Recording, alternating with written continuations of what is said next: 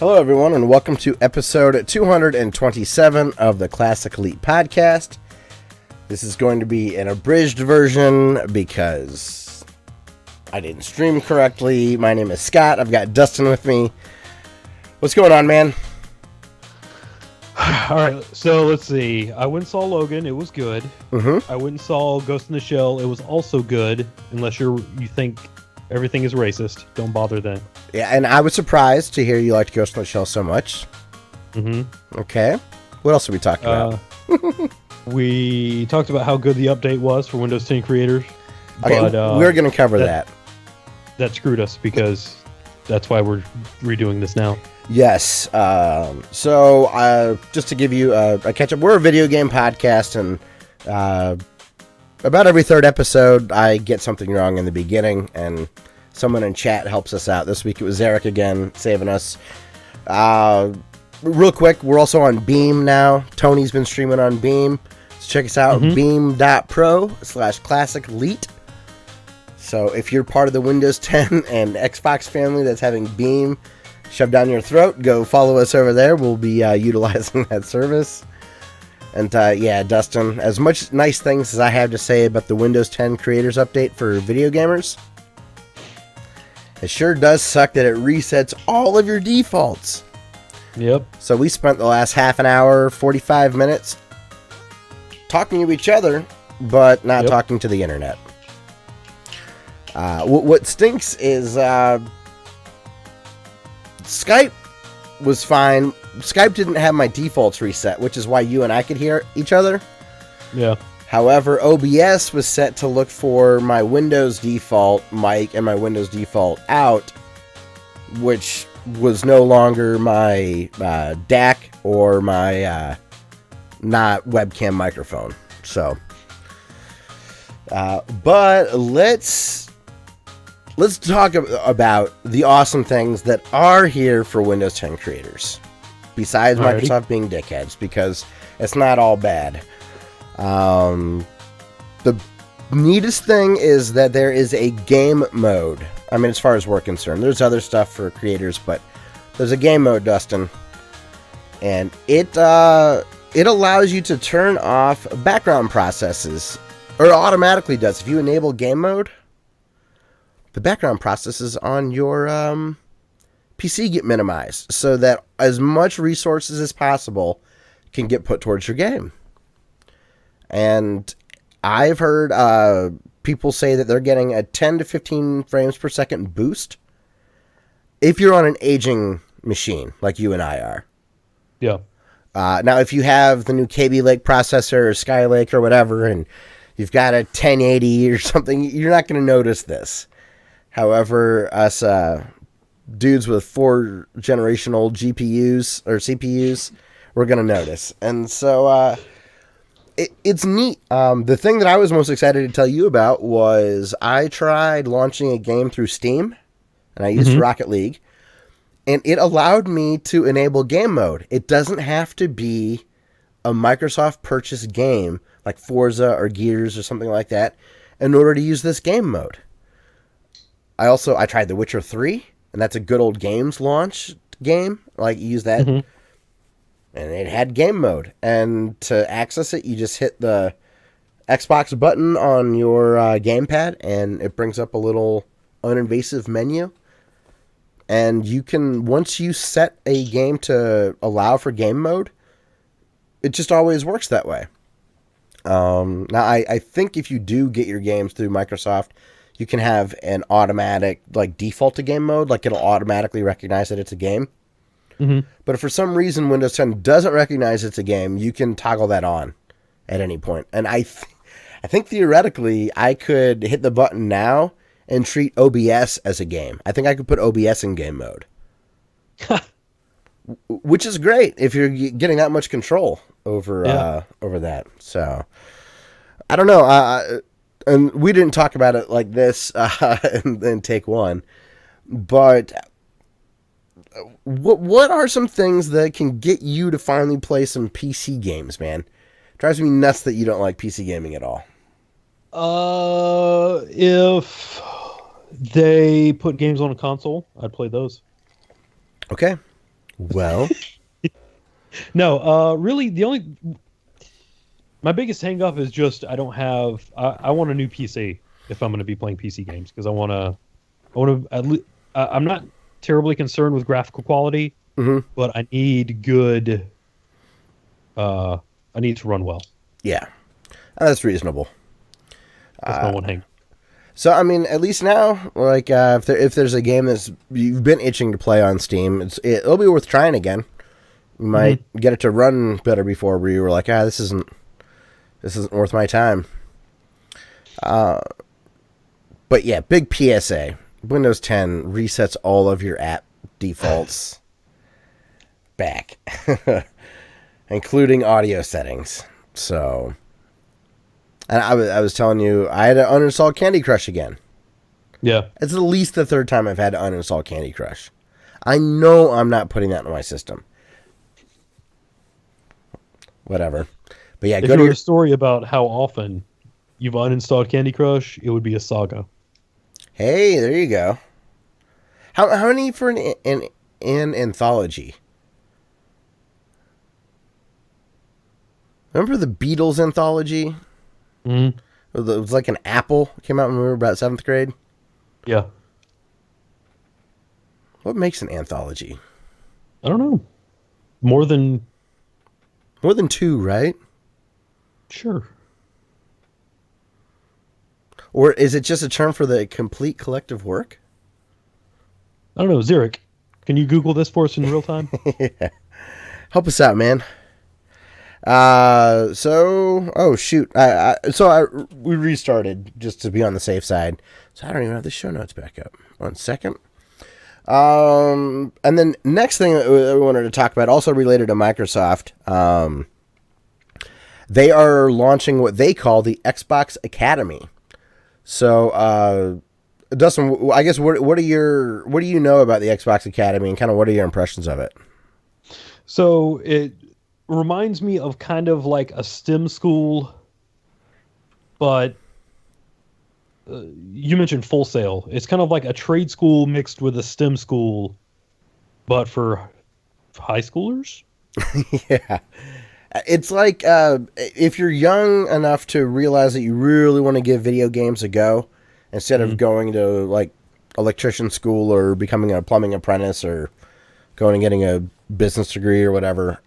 If you know you want to really give video games a crack, this is a really good avenue for you to be able to do that. And it's through Microsoft, and they call it the Xbox Academy. And I think it's awesome that they're going to try to foster young talent. It's great. And I was thinking that it's just an awesome recruiting tool. Yeah. Like the kids that are really good and understand the concepts of object-oriented programming or puzzle design or UI development or user experience stuff. These are all things that would translate really well into other parts of Microsoft. Yeah. So I think it's awesome. I didn't feel like I had this opportunity coming out of high school. I felt like I had to go to college. I just no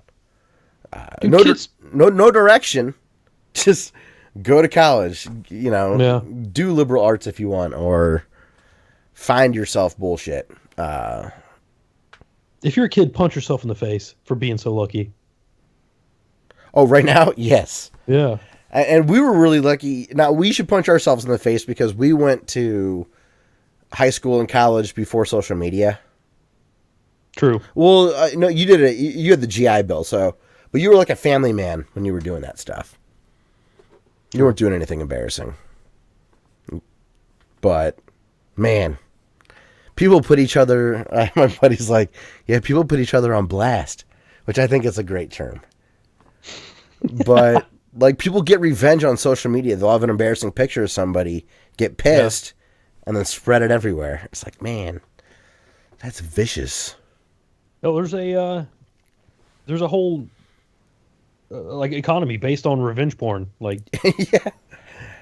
The one, I don't remember. There was a guy in the news that got in a huge amount of trouble and went to prison for a long time. I and they changed California laws because of that stuff. It was like, ladies. What was it? I was going to say ladies. If I hear in our demographics, we're doing well with some of the ladies. We're doing better. It's close to 20% of our viewers are women. If a guy ever says, "Hey, can I tape this?" the answer is always no. Yeah, unless it's it's almost always no. It's always no. It's always no.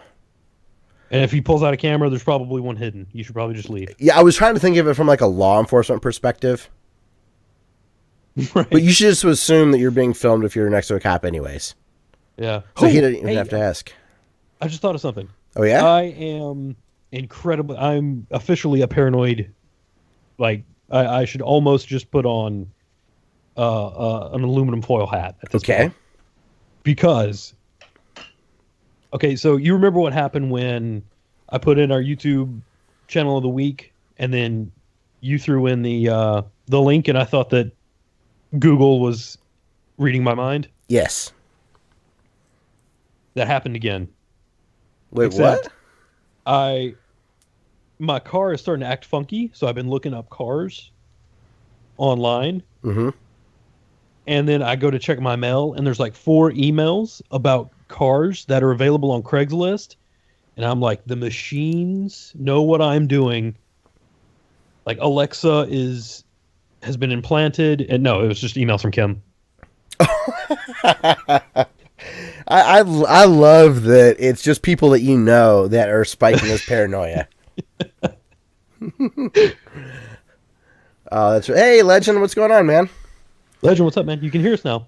Yes. I think that's really funny that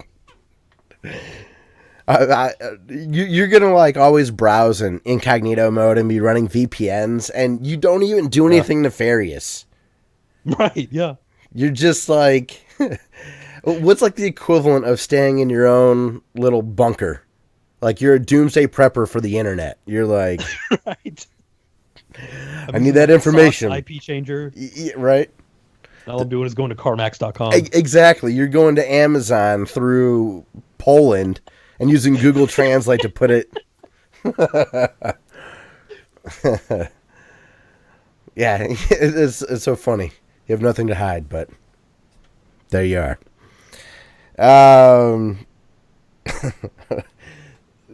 So Kim must be, though, I'm in a side note here. She must be ready to get a new car too then. She actually has a recent one. I mean, it's a family car. Like, she's probably like, yeah, you can. I mean, she's helping you out. She's not opposed to you considering it. Oh, right. Yeah, or she's got my back on it. Or she's like super evil. She's like, get you all on board and then just takes the rug out from under you. Yeah. But yeah, Microsoft, if you're in high school, go learn how to play video games through Microsoft, or make video games, how to play them. We can do that without school. The next thing in the notes, CD Projekt Red has responded to the criticism over them trademarking the term cyberpunk. Yes. And you did a great job of explaining this in take one. Let me get my quote ready. The biggest thing that I took away from this was they just came out right out and said that this is defensive, not offensive. Mm-hmm. They want to copyright Cyberpunk so that nobody can infringe on the Cyberpunk 2077 universe. And then the quote is, if someone names their game John Smith Adventure Set in a Cyberpunk Dystopian Society, or 20 short video games set in cyberpunk worlds, none of them would be treated as an infringement of our rights, because they say a trademark is not a copyright or patent. These are totally different rights and should not be confused. So it's very much, they just want to make sure that people aren't trying to screw them over when it comes to this universe. And like they said, they've been working on this since 2012. Yeah. So this is like 5 years of work that they're trying to ensure doesn't get completely wasted. Yeah, and I mean, I don't think it hinging on a specific name. I know it's built from another property, but a single title doesn't negate 5 years of work. I don't totally buy into that argument from them that because you've done so much work, you're entitled to something. However, this made me feel really good. And I think the examples they gave that they're saying, hey, if you have something that's titled like this, we're not going after it, is clearly not the same game. We're worried about people on, iOS or whatever making Cyberpunk 2078 or Cyberpunk, something that's going to confuse a sequel or something like that. So I see where they're coming from. And Trademark is also one of those things that, can't you lose it if you don't enforce it? Because that's not copyright or patents.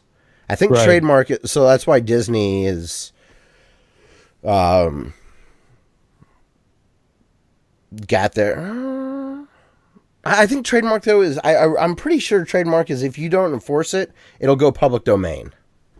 So they're probably nervous about losing it from that perspective. And if they're not aggressive, then I'm totally okay. If they only use it for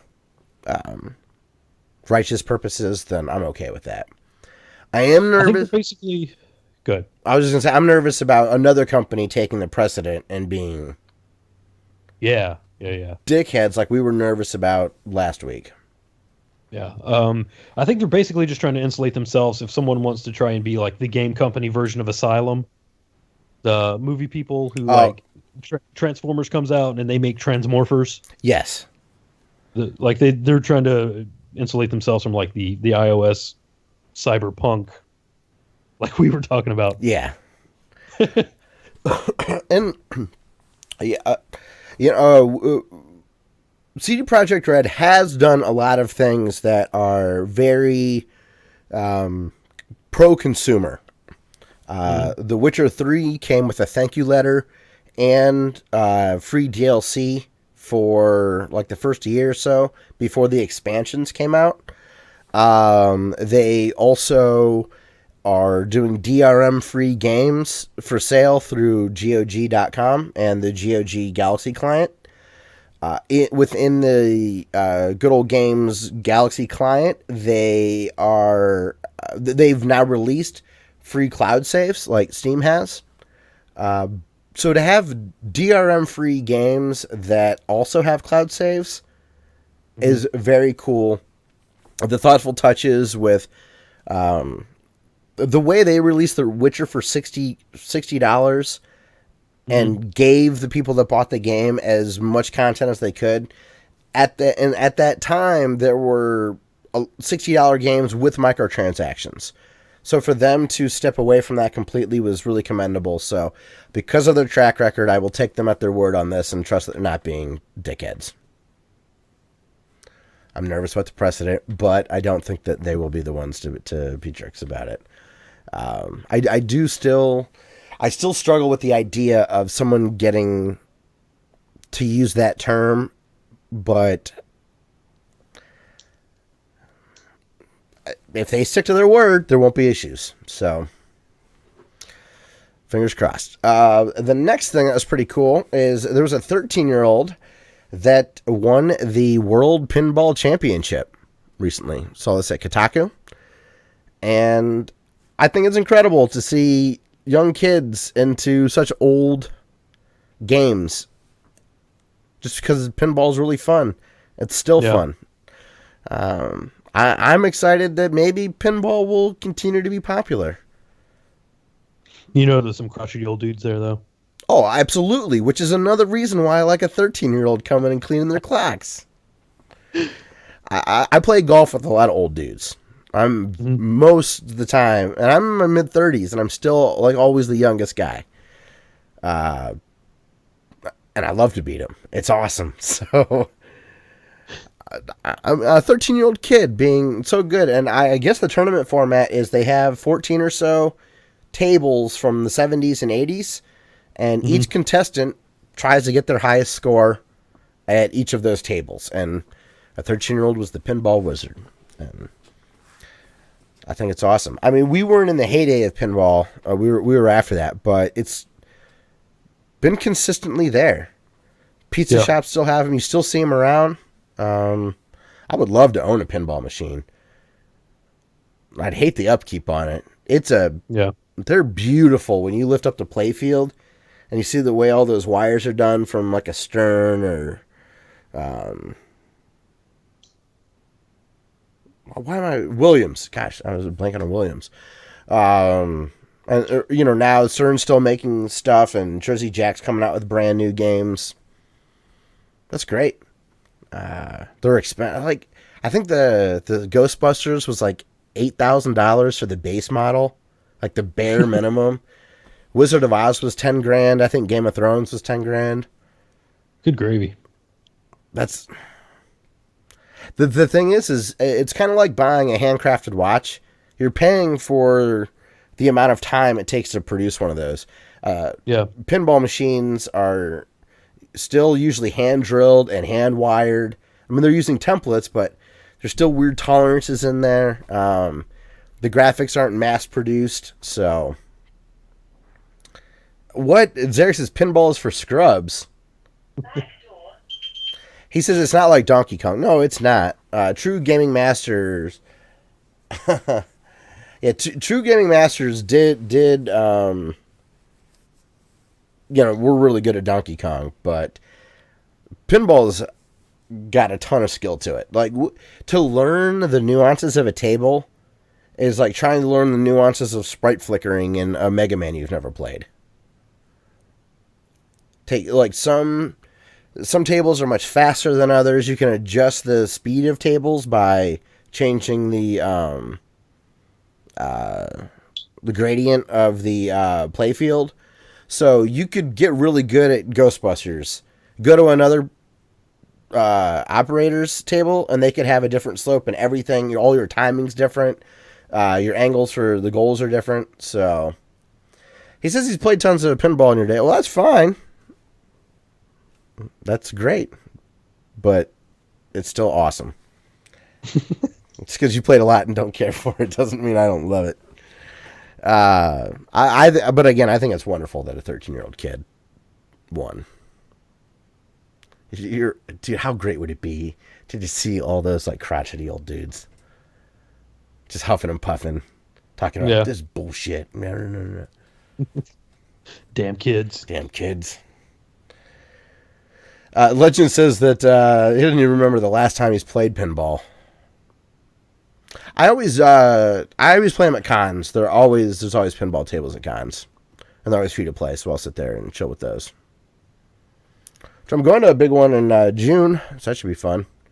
I got the Indy 500 in the next weekend, Glass City Con, or not Glass City Con, Colossal Con.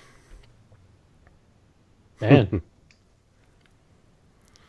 So the next thing that we've got is G2A, Gearbox, and TotalBiscuit have been in the news. Luckily, Dustin, you understand G2A, so I don't have to explain it like I did. But if you're not familiar, G2A is a Steam key or a video game key reseller. And usually if you get games through G2A, they are discounted. And one of the things that TotalBiscuit has a huge problem with are this marketplace for G2A is considered a gray area. So if you or I would have an extra Steam key, we could sell it at G2A, theoretically, and get money for it. The issue is there are no protections for the consumer that are free if you were to buy a bogus key. So let's say we would use a key and then try to sell it on G2A. There's no way to validate that key had been used or not. So if you buy a key from there and it doesn't work, you're screwed unless you buy their insurance that allows you to get a refund if you ended up buying a bogus key. Well, TotalBiscuit ethically has an issue with that idea of buying insurance for a product that should be legit. And another huge problem is it's very common for credit card people to steal credit card information, buy Steam keys on the stolen credit cards, sell the games on G2A, then they get the money from selling the games, And all of this can take place before it's before the credit card companies can notify of the fraud. Yeah. So the only people getting hurt are the consumer who bought the bogus key, unless they paid for the insurance, which helps G2A, or the game publishers, the people making the games are getting chargebacks on this stuff, or the credit card companies. It's not a victimless crime, let's say. So TotalBiscuit says, "Hey, Gearbox, I just saw that you announced a big partnership with G2A. I'm going to boycott covering all of your games as long as you have a partnership with them because of the things that we just talked about." Gearbox said, "Hey, can you prove that?" And he did. And then Gearbox said, "Hey, G2A, if you don't meet our demands, we're going to cancel our partnership." And Gearbox had demands of saying that on the G2A platform, they feel that there should be no insurance purchased. If you buy a bunk key, you should get a full refund regardless. Yeah. And they also, they've got a couple other stipulations, but that one, and then also giving developers more and publishers more opportunity to validate and not be directly affected by this stuff. G2A told them to basically go sit on a spike, and they're not changing anything, and they don't think they've done anything wrong. And Gearbox said, "That's fine. We are terminating the agreement." And how can G2A? It's not going to make a difference because people are still not going to care since the games are much cheaper there. Mm-hmm. They'll be like, it's legit and it's cheaper, so I'll just get it there. And they won't have any remorse about it. But there's kind of a tale of shit that happens behind that.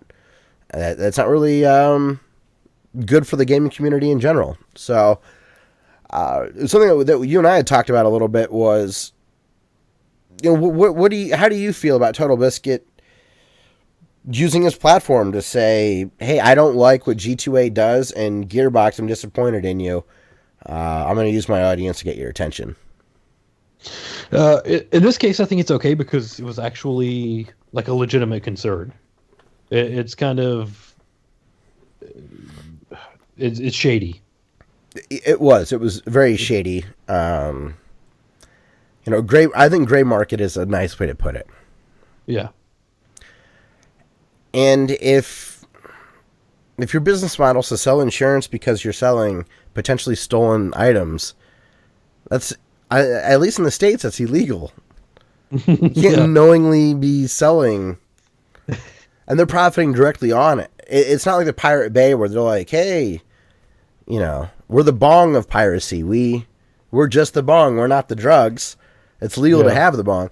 That's not what this is. This is them straight up being like, "Yeah, we know we sell illegitimate stuff, and if you would like to ensure that you'll get a refund, you have to pay us a little extra for it." And they must sell a bunch of keys if $2 a key is so profitable they're not willing to change that, even though they're being publicly taken a task over it. No. What? Keybay. Oh, man. Right? Why didn't you say this? Why? That's out there now. I screwed up earlier and we weren't recording. That's the best idea. Keybay would be great. Yeah, I like the idea of TotalBiscuit kind of stepping up for the consumer. And these do feel like legitimate gripes. And if TotalBiscuit was off base, G2A had a wonderful opportunity to set them straight. And they didn't. Right. Yeah.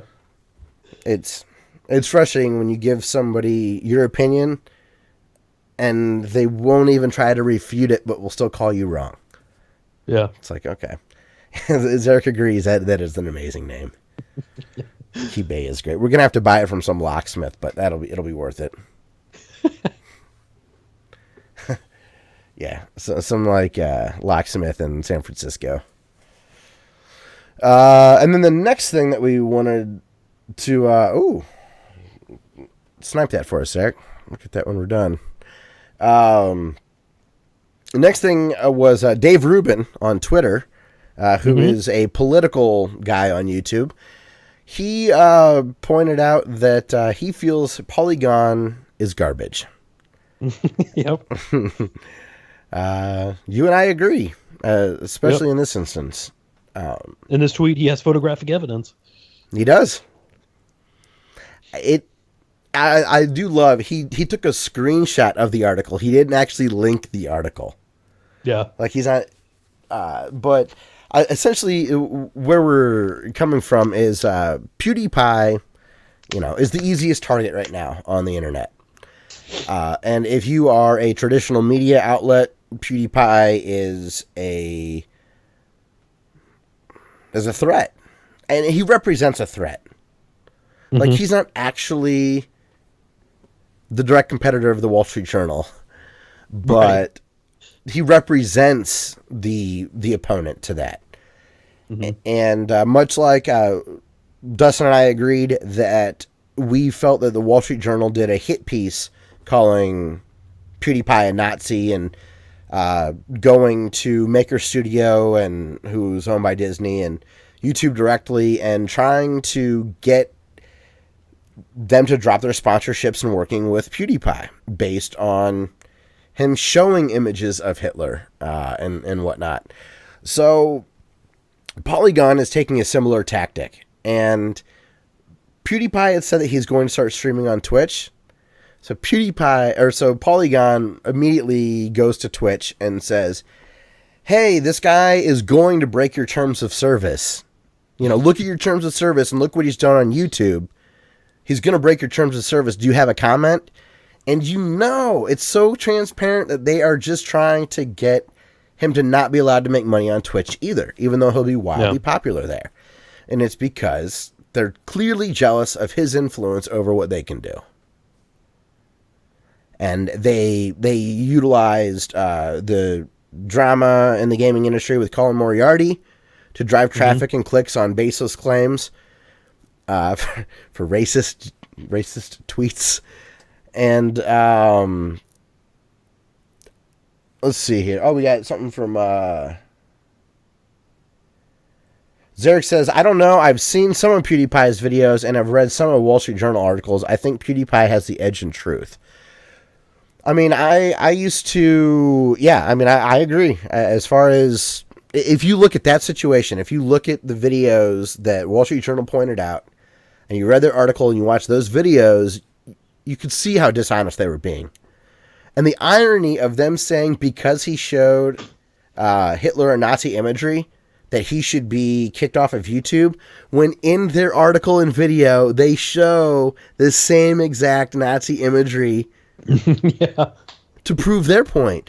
And it shows that if you look at their whole article in context, it makes sense to show the examples of him doing wrong. But it's not okay to take him completely out of context. Like, it didn't make...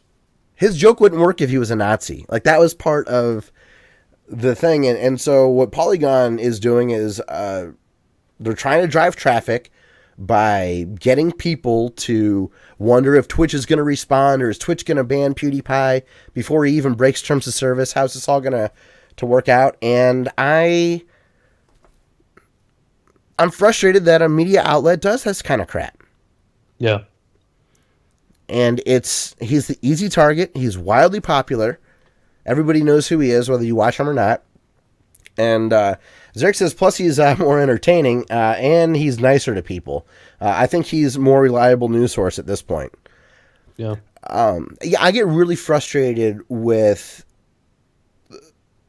or websites in general that make it really hard to differentiate between editorial, straight like news, like AP like tickers going by, just like the U.S. launched 50 missiles to Syria. Like, there's no bias in that. That happened at that place, right? Right. Yeah. But there's when you start giving an opinion on that, no longer is it news at that point. You're interjecting your own bias, which is fine. but I don't like it being next to each other. And then also in these sites, they've got sponsored ads shuffled in these. And it's until you read the article, you don't know which one of those three things that you actually stumbled into. And if you're not a critical thinker, you'll just take it all at face value and assume that Polygon's got a legit source here. And I mean, the Wall Street Journal with the PewDiePie thing, they hid the article behind a paywall.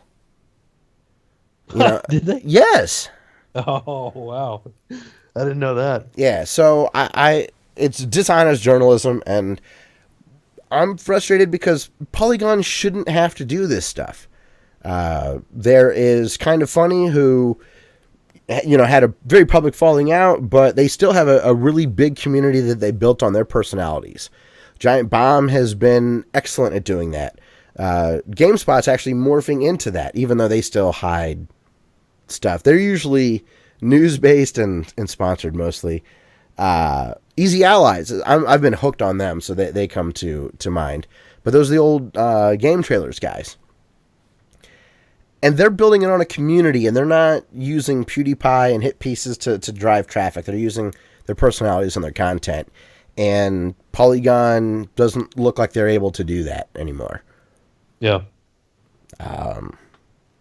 So it's frustrating because I like video games, so I hate when there's this weird slant to it. And I understand they have to keep the doors open, but it seems so short-sighted, and I don't trust them now. Yeah. They do have a beautiful layout. Like, I love the way their site looks. Yeah, it looks good. I don't like the words in it much, but it's like having a really pretty trash can. it is. It's exactly what it is. It's a really pretty trash can. So, Polygon, get your shit together. Next in the news, we have Bayonetta 1 on PC. That's awesome. It's available on Steam. It came out yesterday. And Dustin, you can play it in 4K. Oh, yeah. I know you're excited. You never played the first... You haven't played either of them, right? Correct.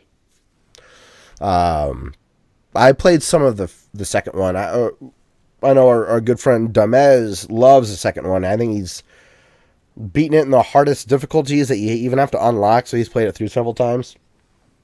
Wait, what did you say Veronica Belmont called Bayonetta? Vagtastic. Vagtastic. That's a great name. Especially to describe Bayonetta. But that's a really good name. That cracks me up. So, get it on PC. I didn't look at the price. It's probably $20, I would imagine. Something like that. Yeah. Probably. I do. There's only so much you can do with textures. Just because it's in 4K doesn't mean it's necessarily going to scale well. Yeah. Like, it's not going to necessarily look crisper all of a sudden. Maybe it will. I don't know. Like, when I played the remastered Ocarina of Time on the 3DS, it looked better, but it still looks like what it is. Yeah. So it's not like Bayonetta 1's going to look like Horizon Zero Dawn or something like that, Right. Yeah. Link still looks like 5 fuzzy polygons. Although he does look pretty good in Zelda Breath of the Wild. Man, I freaking love that game. Zarek, I don't remember, I don't know if you remember, but we kind of mentioned doing a spoiler cast on Zelda. Let me know if you're still up for that. I would love to do kind of like an hour discussion over what we thought of Zelda. Dustin, you would love it. Like, Yep. No question. If you played this and it wasn't one of your favorite games of all time, I'd be surprised. But it wouldn't... I couldn't see another Zelda game, even 2. I think you'd like this one more. Ooh, I don't know. I'm just saying, I know your taste a bit. The nostalgia monster. He cradles Zelda 2 by his chest and strokes it gently.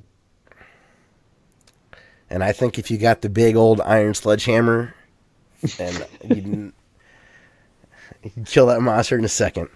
But Zelda is really, really... I'm shocked that I like it. It's so many mechanics I don't like. traditionally don't like, and I really like how they've done it there. Okay, but getting back on topic, our last news story is awesome. Good. We will definitely plan on that. Probably in May. I should be done by May. We can do that spoiler cast. So BioWare, Dustin, this is great. BioWare, 10 days after Mass Effect Andromeda came out on PC, it was cracked and pirated. It turns out that they used the third-party DRM software that they used, or company to make the DRM. They used a version that had already been cracked, so it was pretty easy. However, it's been updated since and much harder to crack now. So BioWare, along with these updates they've made to Andromeda to fix animations and like just graphical glitches and stuff, they also updated their DRM. So if you have a pirated game, you're stuck with the clunker that you stole, which is so sweet. Yeah. My favorite story in gaming, one of the all-time favorites, is when Game Dev Tycoon guys made it impossible to beat their game if you had the pirated version, but they put that game out themselves. How do they? I to be a fly on the wall when that conversation came up. Yeah. Like someone just must have blurted it out loud. And the other person heard it and was like, yeah, that would be funny. Wait, we could do that. You know? One of those things that just starts to become real. Like, oh my goodness. Legend says Breath of the Wild is my favorite game in 2017 so far, and I might get a Nintendo Switch just to play it. I don't see another game being my favorite game this year. And I'm excited to finish it because I have Horizon Zero Dawn to go back to. Yeah. That game is freaking awesome too. And Tony and I are going to play through Final Fantasy VI together and have kind of like a weekly or bi-weekly like book club chat about where we are in the game, and neither of us have ever played it before. I've never played a Final Fantasy game. He's only finished one in his life. So Sweet. We figured 6 would be a really good one. He can play it on his phone. I've got it on Steam. So dude, I think it'd be kind of fun, you know? Yeah. Old timers, but new to that. And it's a glaring mark on my gaming record, so I'd like to play it. Wait, are there Bayonetta amiibos? A Vag-tastic amiibo would be sweet. Oh, that's the deluxe edition, the Vag-tastic edition. Man, if only Platinum was a little raunchier, they could totally pull that off. So good on BioWare. I love the idea of trolling thieves. You can only stop so much of it. Like eventually, this DRM they have implemented will be cracked. You're just gonna have to wait a long time and be stuck with what you stole. So. By that time, the game's going to be like $5, and you're a complete dick if you pirate it. Exactly. It'll take longer and more effort to steal it at that point. Yeah. Which I as much as I'm not an Apple person, I absolutely adore the fact that they were the ones that really proved that you could sell digital stuff. If you just make it convenient and you make it work, people will pay for it. Just, man, the bullshit we would get on Napster with those ID3 tags. Everybody in my high school thought that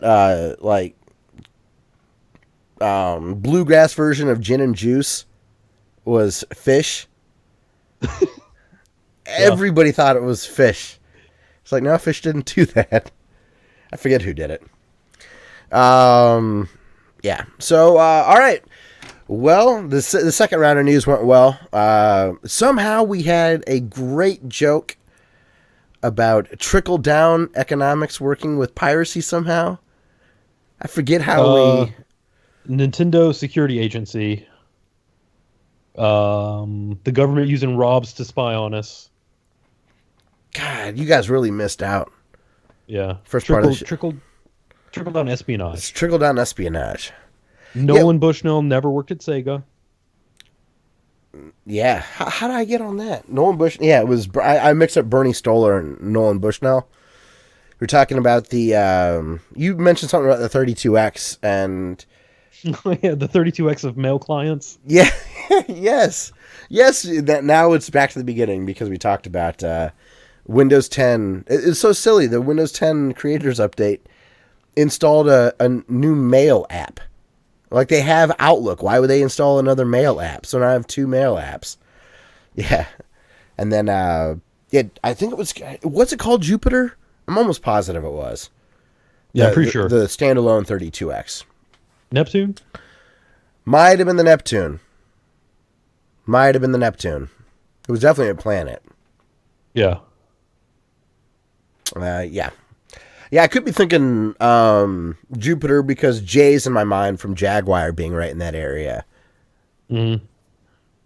There was absolutely a Sega Neptune something or other. I don't remember if it was that or not. But yeah. Let's get on a YouTube channel of the week, Dustin. YouTube channel of the week. Week. So it's up to me this week. Yeah. All right. One of the best dudes in gaming in the internet. Just hands down one of the coolest people, and it's Day 9, Sean Platt. He's really funny. He's really engaging. I've talked about him on the show before.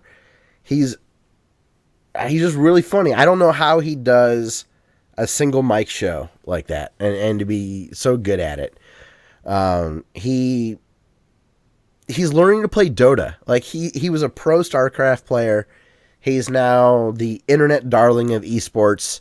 He's a good host, and he's like, I'm going to learn to play Dota. So one of the best Dota players is, they're basically working together by teaching Day 9 how to play Dota. They're putting out a series of beginner's guides to Dota.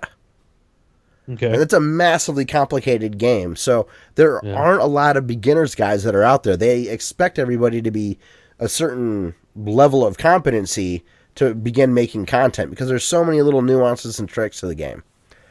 So it's cool to watch him kind of go through the basics and learn about it. He does really goofy stuff with Hearthstone decks. On Mondays, he does a show called Mostly Walking, and it's him and 2 friends playing through point-and-click adventure games because, you're mostly walking. Yeah. They did King's Quest. That was one of my favorites. And Monday nights, they each get like a beer or wine or have some whiskey or something and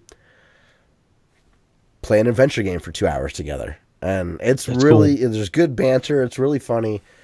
One of the other guys, the redheaded dude, is a game developer, makes indie games and stuff. And I think he works at like UC Berkeley or USC or something like that in the game developing department. Cool. Really cool stuff. So you're talking to a pro gamer and like a game developer, but they have great personalities. And Day 9's awesome. My friend Matt years ago turned me on to Day 9, and I thought he was just strictly a Blizzard-only guy.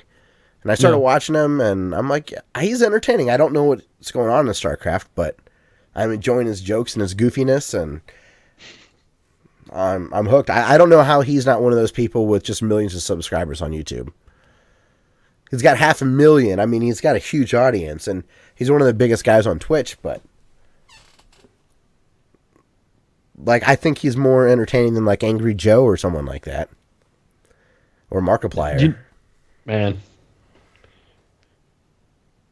Do I what? Do you think he'll blow up? Who, Day 9? Yeah. I mean, I don't think the Wall Street Journal is ever going to make hit pieces on him. But he'll reach 1 million, but isn't it insane? YouTube is so big, 1 million's not a big deal. Yeah, not anymore. Like, that used to be, 10,000 used to be a huge deal. Yeah. Someday, Dustin, we'll get there. Yeah, there'll probably be another purge. Well, that's fine. Like we talked about, rather know the numbers, right? Than Yeah. we're within 200. We're in striking distance. Yep. We're at 90, or a little over 9,800. So, but yeah, go check out Day 9. His YouTube channel is youtube.com/Day9TV, and he's phenomenal. So, all right, Dustin. You saw Ghost in the Shell this weekend. You also played Ghost in the Shell this weekend. That's a true story. For PlayStation 1, I played the Ghost in the Shell. And that is some mid-90s ass game design right there. Like, it doesn't care a damn about you. Like, it will... Like, the third stage is this... You know what? It's basically a 3D version of, well, maybe not as intense, but it's like the dam level from Teenage Mutant Ninja Turtles. Oh. There's bombs everywhere. You got to find them and defuse them. You defuse them by shooting them, by the way. Totally. Yeah, that is a 90s ass game mechanic. Right. Yeah. So you play... okay, so you're assigned to Section 9, which is like the government agency that the Ghost in the Shell lady works for. Okay. And you're a rookie, and you're using, I don't think they're tachikomas, like fuchikomas, but there's these really agile tanks. Okay. And the tanks they look kind of like spiders, and they can stick to walls. So you can like roll up all the surfaces that you can touch. Okay. And Wild. since since it's the mid-90s, there's no dual analog, so you have to use the shoulder buttons for your strafing. Well, you're in a tank. Makes sense to use tank controls, right? Right, yeah. And yeah, I hit one level where it's just, you have to do it a million times. Where it's just trial and error. You have to learn this level, and once you learn the level, you're good. Yeah. But you're going to die a million times. And, it's a mid-90s game, so you have to manually save your game. And, PS1 was known for their snappy load times. Right. Like, even Symphony of the Night is just horrible. Like, dying in Symphony of the Night sucks because it's 5 minutes before you can start the game up again. Yeah, for real. But I am impressed. Okay, so one cool thing is all of the cutscenes are like anime cutscenes. Oh, so they okay. Look great. And all of the cast from the movie returned to do voiceover. Oh, back then that was... Yeah. Maybe because video games were bigger in Japan. Or maybe like PlayStation was just so big that actors would like totally jump on the opportunity being a game. You couldn't get A-list voice actors in the mid-90s from an American-based game. Right. Or at least I can't think of any at the moment. Other than maybe Timon at the start of Lion King. It's... Good old Nathan Lane. That's right. Oh, God, that was Nathan Lane. Hey, his role in Mrs. Doubtfire, like, still cracks me up. I don't remember anything about that movie. Nathan Lane's his gay buddy he has to go to help him do the makeup and learn how to make the prosthetics and stuff. Oh, okay. Pretty funny. He's all fabulous and whatnot.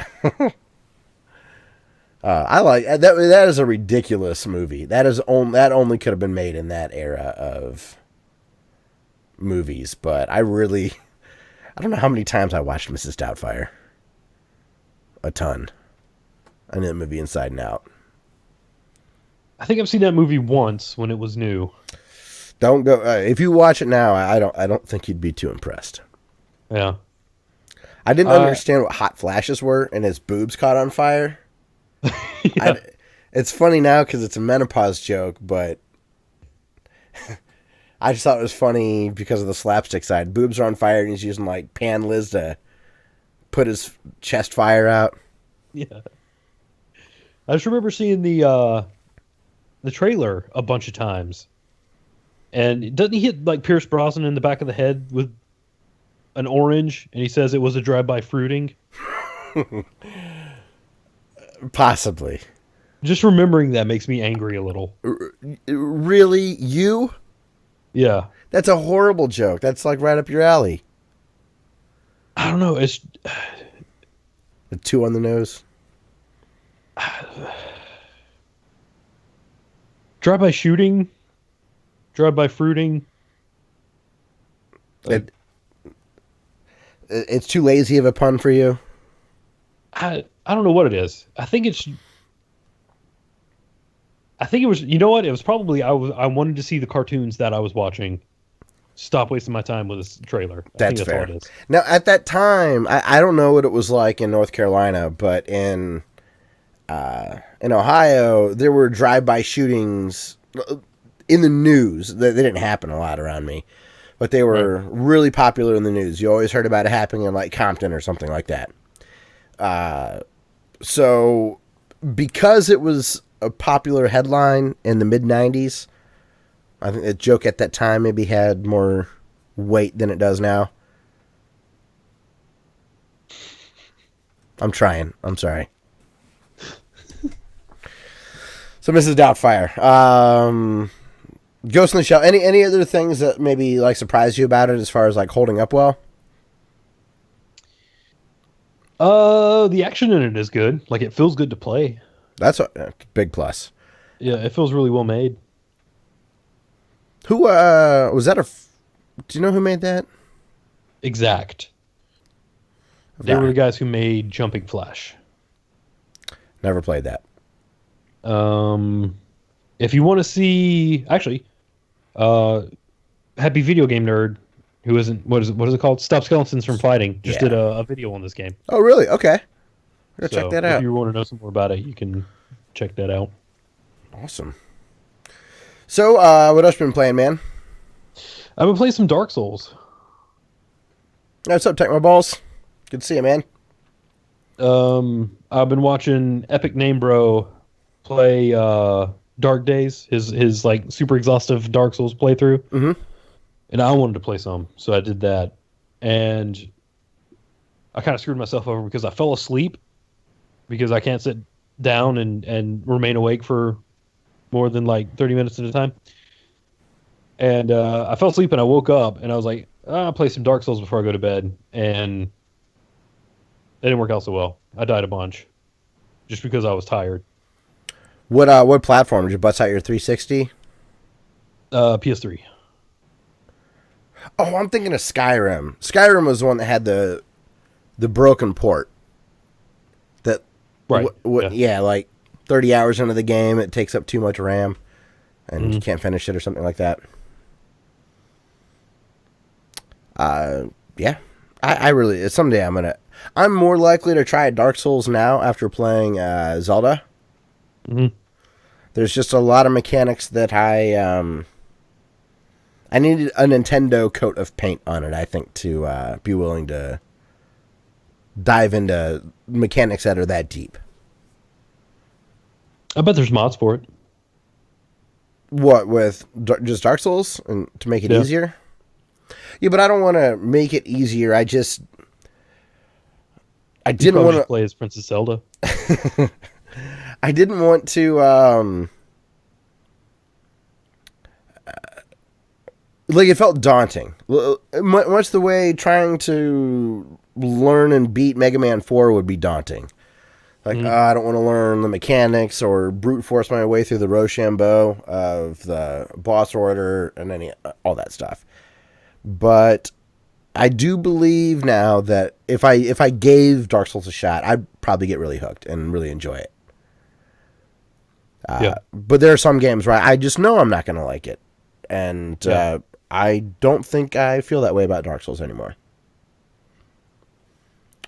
Thank you for asking Tecmo Balls for how far I am in Zelda instead of saying, "Hey, are you here yet?" I'm quite early. I'll just say I'm on like a second dungeon ish. No, I didn't say it. I'm gonna talk very. I don't want to say anything about Zelda in case other people are behind. But there's a Zelda formula, right? As far as like dungeons and stuff. Mm-hmm. I would consider myself on the second dungeon. Yeah, you just got part. You just passed the part where Zelda died, right? Yes, yeah. Yeah. It was cool. There was an Ares Easter egg in the grass. Yeah. It was dope. What is weird, this isn't spoiling anything, but it trips me out. So Zelda has there is some voice acting in the game, and Zelda's got a voice actress. Mm-hmm. It sounds exactly like the girl in the Neverending Story. I just keep waiting for her to say, "Link, say my name." The nothing is coming. That's going to be my my Legend of Zelda hip hop album. Zelda's got a voice actress. That would be a good one. That's really. It doesn't feel like I'm playing a game that's running on a tablet. Good. Right? You'd hope that. I'm surprised that I prefer it in TV mode now. I was all hurrah on the tablet mode being the premium way to play it, but I've been playing it all in TV mode. It scales up really, really well. So, yeah, Tecmo Ball says he's exploring every nook and cranny. I've stopped doing that, but I will stop to smell the roses every now and again. Yeah. Like there'll be a beacon right on your map. I'll go do the big thing. It takes a lot to knock one of these little main quest objectives out. And I'll do one of those, and then I'll go dink around with side stuff for exploring. And then when I kind of get burnt out on that, I will then go try to figure out how to get to the next spot on the map. And I will say the fast travel is great because it feels like the biggest game I've ever played from a world perspective. Mm-hmm. But it's not daunting to get somewhere where I've already been. So when I'm exploring, good. I don't need to fast travel because I'm looking around and exploring. But as soon as I've already been there, the fact that it's really easy to jump back and forth between places is excellent. And I got to say, if you want to go to a point, there are a million different ways to get there. Climbing, avoiding, it's really cool. I really, really like it. Tecmo Ball says he's playing on the Wii U. That's what Zarek played on, was the Wii U. That seems to be a great port.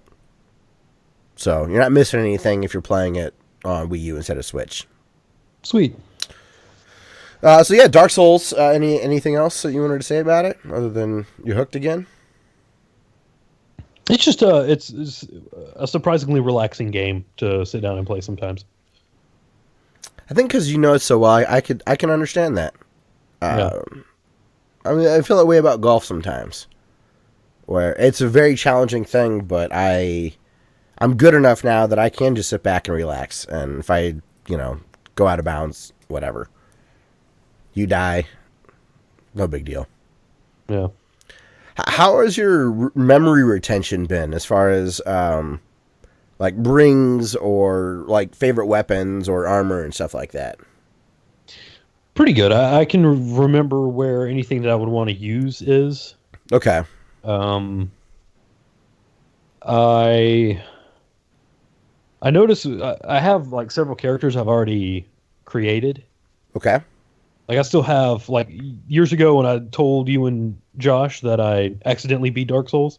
Yes. I still have that character. He's like level 207 or something. That's cool. And all of them have great swords. I forgot you did that. All of them had great swords. So I started a character and I was playing with just a long sword just to like change things up and cool. Get a good feel for it. Good deal. Well, I've talked about Zelda a lot, and I also played some Blaster Master Zero yesterday. Mm-hmm. And I still absolutely adore that game. I thought I was going to play for maybe a half an hour, and the stream was an hour and a half. Now, I will say, like Zarek and Legend were in the stream for pretty much the whole time. And also, Midnight James showed up. Hey, so, I mean, if it would have just been myself, I probably only would have played 30 minutes. But it was really the people that were there watching and chatting and stuff made it. I didn't want to quit. It was really, really fun. Blaster Master Zero is probably too easy, but I don't care. It's great. It's just fun to play. Awesome. So, if you have a Switch and you don't have Blaster Master Zero, I'd recommend considering it and getting it. It's $10. Even if I was already at the end, I still would have been like, yeah, that was worth $10. But I feel like I'm probably about halfway through the game. This is awesome. It's really cool because James is such a big fan of the original that he was commenting in chat like, oh, this is the part where this happens in the original game. And so he's commenting on the differences between how it really happened and the remake. Cool. So, like, I was in a level that he said, oh, this is the stage where you fought the first frog in Blaster Master. And I ran into the salamander. So, but it was cool. Good stuff. So, and again, thank you to everybody that showed up last night for that. All right, man, we'll rip through comments real quick and then we'll call it a show. All right.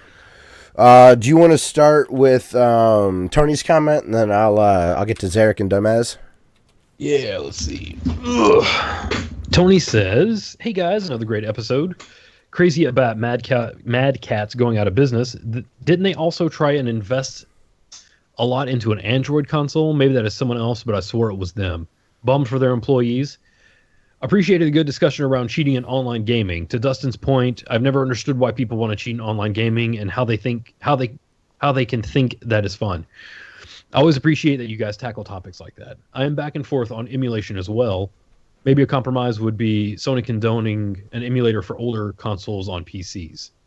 Of course, they won't think in common sense terms like that, but instead will release a subscription-based streaming gaming service.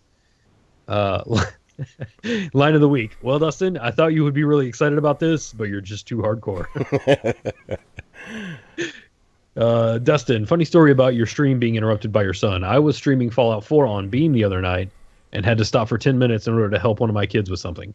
Game streaming as a parent is always an adventure. Always enjoy the show. You know what, man?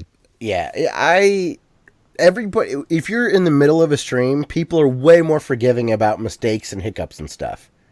Yeah. Like it's great. Like I remember a couple weeks ago we were talking about just accepting the fact that you're going to screw up in a game. And it's live and you just deal with it. That is one thing from going back to Ghost in the Shell. I actually played it before I streamed it. So I got some good practice in. Yeah, that's huge. Absolutely.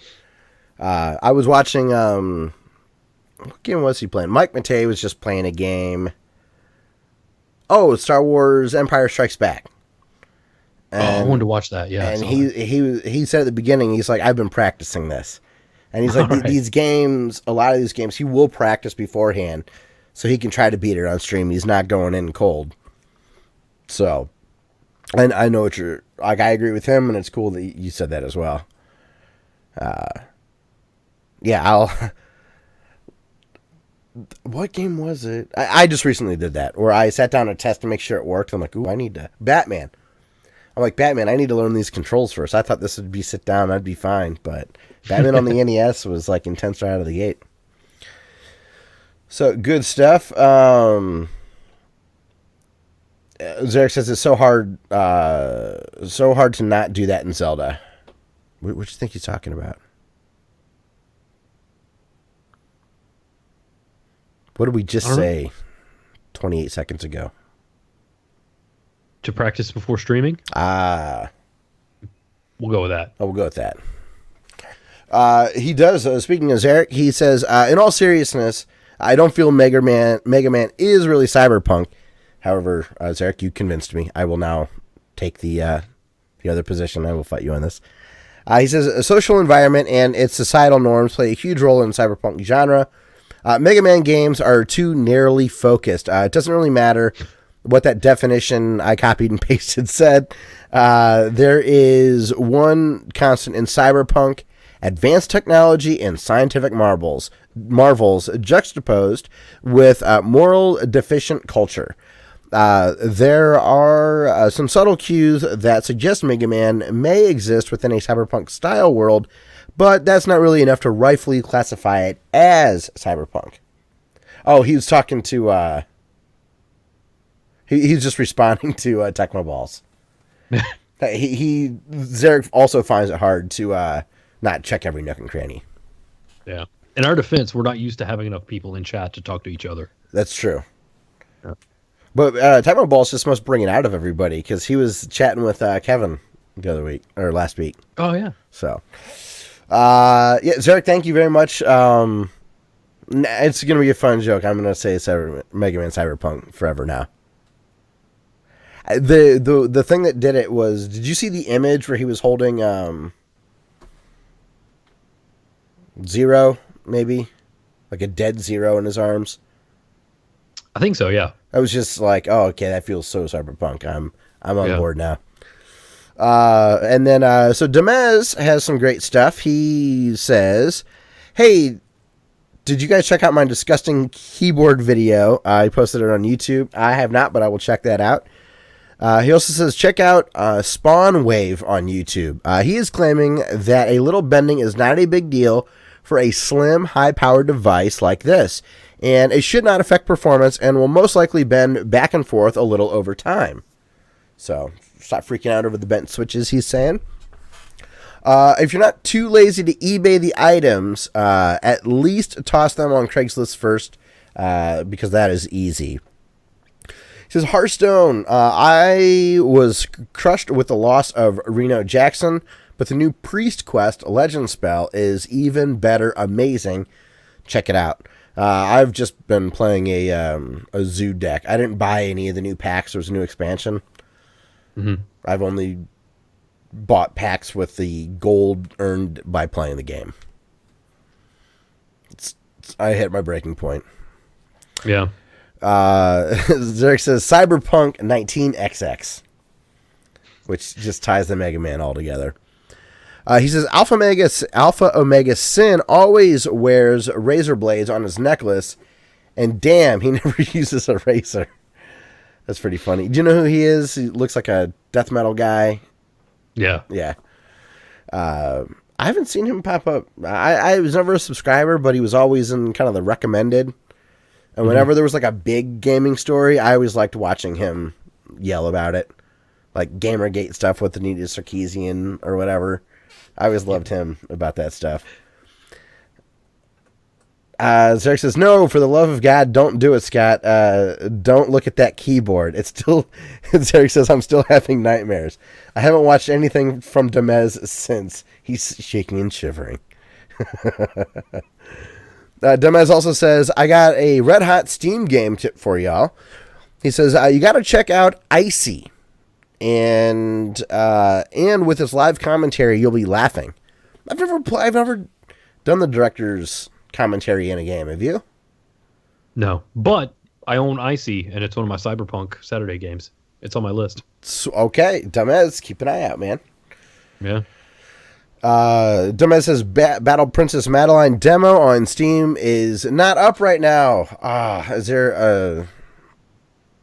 It is there, but there's no download link. I haven't tried to launch it since last week, so I don't know if that was the game that had that was Ghouls and Ghosts, but remade. So, yeah, Tecmo Ball says he hasn't seen Alpha Omega Sin lately either. Dumbass says a pal gave me a $25 gift card. So today I took the plunge and bought a new pair of Joy-Cons. Normally they're $100 in Canada. So after tax, we paid about $83. He says, I would pay $200 for a Bayonetta 3 if it had a super high quality statue. Of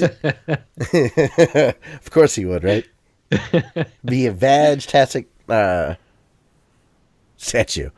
But it goes what we're saying. If you love a game, it's worth it to go nuts and get an awesome piece of memorabilia from it instead of some piece of crap.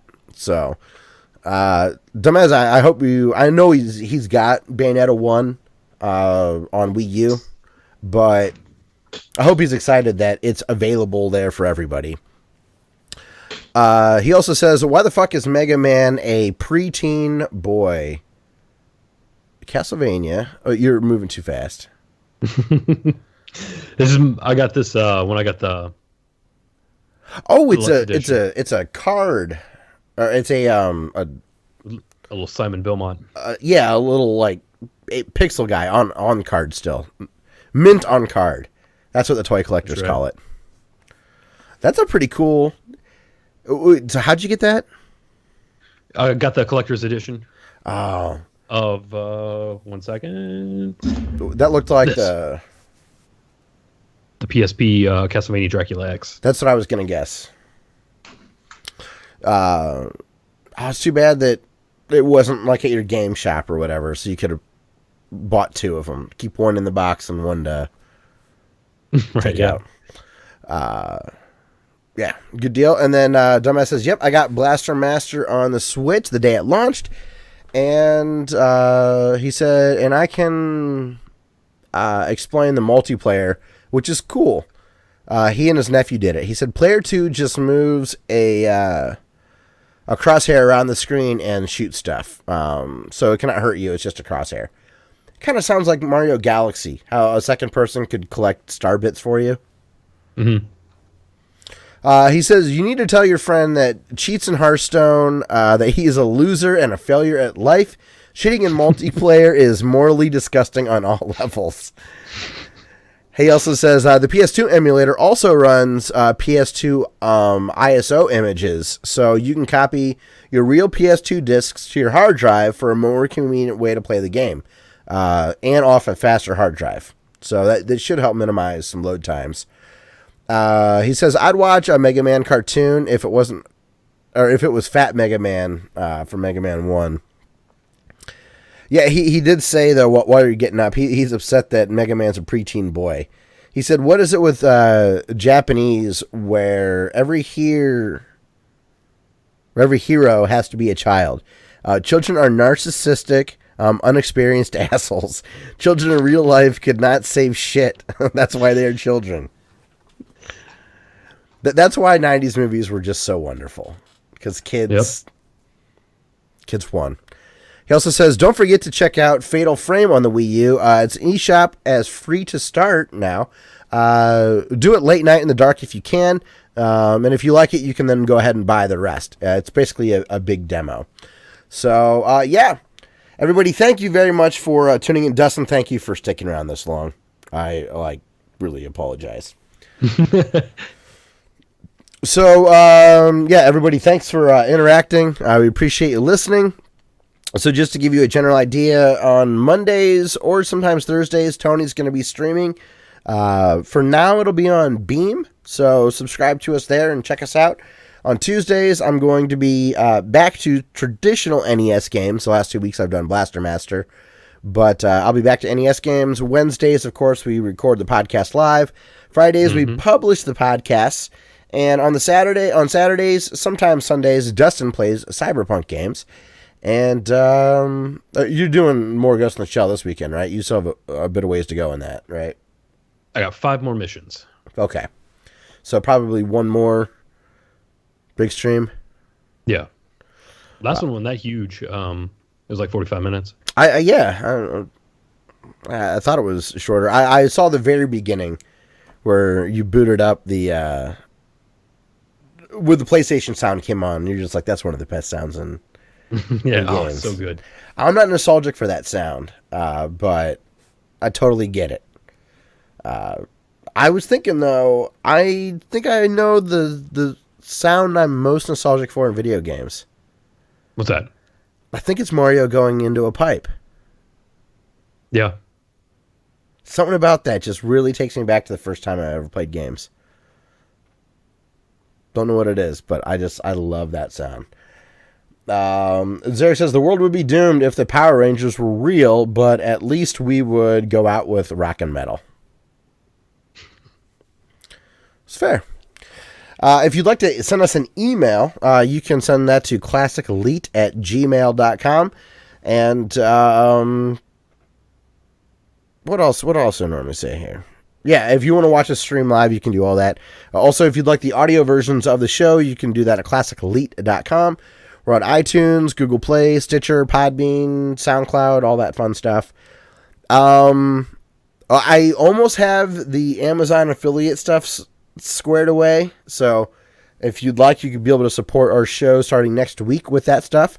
I had a typo on the tax form, so it caused a little bit of a delay. Sorry about that. And the bank that's giving us like the free small business checking, all I can say is you get what you pay for. It's a big bank, but it's yeah. Compared to like stuff I've seen from like Bank of America and Chase, these guys have a long way to go. Zarek says, oh my god, I just realized a horror of a world that had real Pokemon controlled by nothing but children. That's pretty funny. So pretty soon you'll be able to start supporting the show if you would like to do that. Basically what we'll do is have games we talked about linked to Amazon or stuff like that, and then if you would like to buy any of the equipment that we use, we're going to have that all curated at kit.com. So if you like our mics or you like our HD recording crap, if you buy it through our links, you'll help us out a little bit. And if not, no big deal. We'll still be going because that's how we've been doing it for 7 years. So, 7 years next month, man. All right. Well, everybody, thank you very much for listening. This week for outro music, I've got Jamatar. This is a remake of a song called Memory Hole from someone I've never heard of called Ubik. I don't know. Okay. But it's like chiptune with the underlying tone of like 80s smooth jazz or something.